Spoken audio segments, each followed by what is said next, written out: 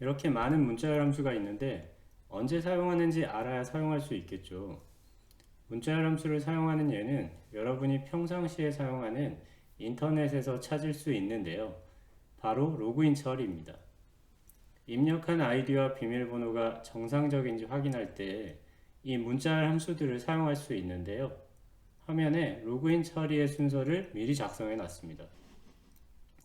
일반적인 로그인 처리 순서를 보면 먼저 입력된 아이디가 존재하는지 검사하고 아이디 길이를 체크하고 다음에 아이디가 이메일이라면 형식에 맞는지도 검사를 합니다. 여기서는 이 골뱅이가 있는지만 검사를 하겠습니다. 그리고 비밀번호를 검사하고 비밀번호의 길이가 유효한지도 검사를 하게 됩니다. 자, 이런 흐름으로 진행되는데 코드를 한번 작성을 해 보겠습니다. 자, 먼저 처리 결과를 저장하고 확인할 수 있는 변수를 하나 선언해 주는데요. 성공 실패를 나타내는 변수이기 때문에 불린 타입으로 선언을 합니다. 불린 validation은 true. 여기서는 일단 초기 값을 true로 설정합니다. 그리고 입력되는 아이디와 패스워드를 스트링으로 선언하고 임의의 값을 입력을 해두겠습니다. 스트링 아이디와 패스워드.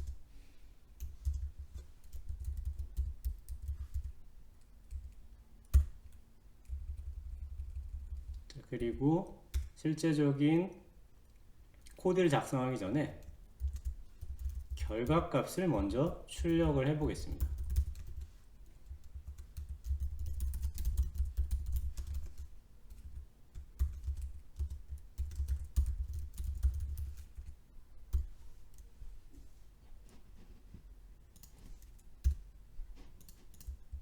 저장을 하고 실행을 해 봅니다.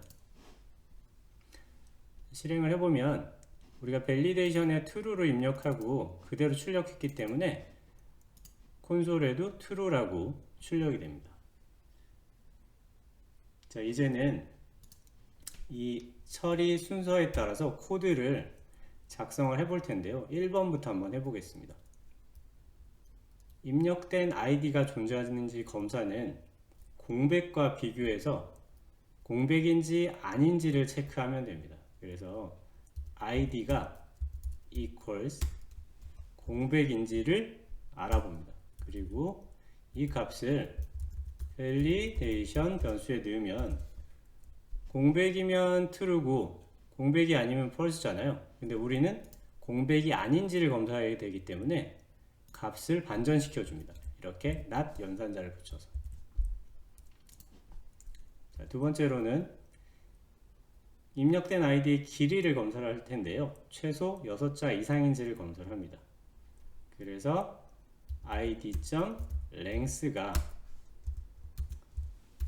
6보다 크거나 같은지를 체크를 해서 밸리데이션에 담아줍니다.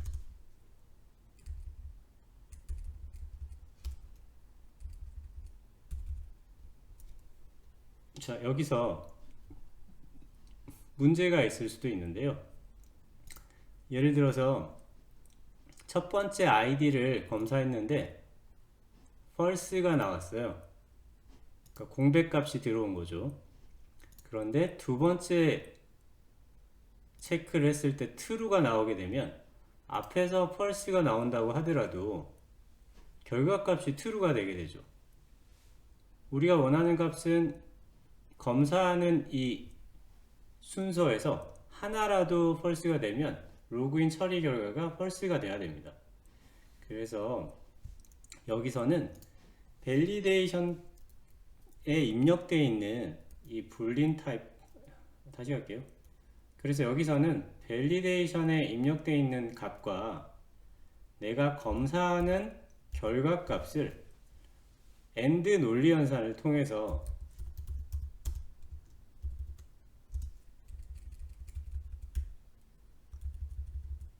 한 번이라도 false가 발생을 하면 최종 결과값을 false로 만들어 줄 수 있습니다. 그리고 세 번째, 밸리데이션과 논리 연산을 하고 이메일 형식인지만 검사하면 됩니다. 여기서는 contains나 index of 둘 다 사용할 수 있습니다. id.contains 자, at이 들어있는지 검사. 있으면 true. 입력된 비밀번호가 존재하는지 검사하기 위해서는 validation 역시 똑같이 validation and 연산 password가 equals 공백이 아니면 true죠. 그래서 not을 붙여줘야 되고요. 마지막으로 validation 길이를 체크하면 됩니다. password의 length가 8보다 크고 and 그리고 두 조건을 모두 만족해야 되니까 and 연산입니다. password의 길이가 16보다 작거나 같으면 true. 자, 이렇게 한 상태에서 실행을 해보면 false가 나타났어요. 이제 그런데 어디서 false가 리턴되는지 저희가 확인할 수 없죠. 이럴 경우는 이 시스템 아웃을 각 코드 사이사이에 넣어서 어디서 어떤 값이 다시 할게요. 어디서 어떤 값이 리턴 됐는지를 확인할 수가 있습니다. 로그인 처리 결과 여기는 1, 2, 3, 4, 5를 확인하게 다시 할게요. 5를 확인하면 되고요.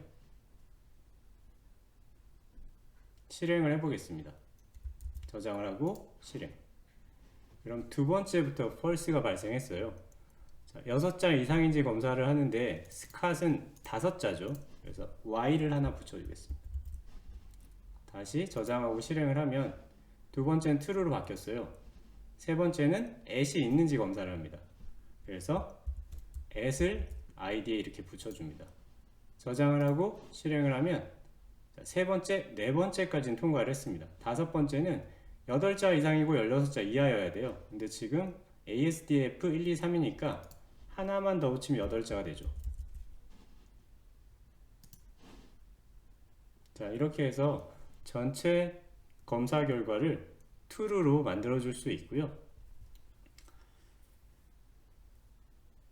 문자에서 사용하는 함수가 많은데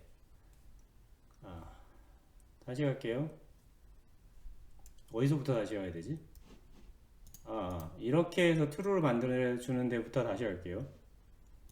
자,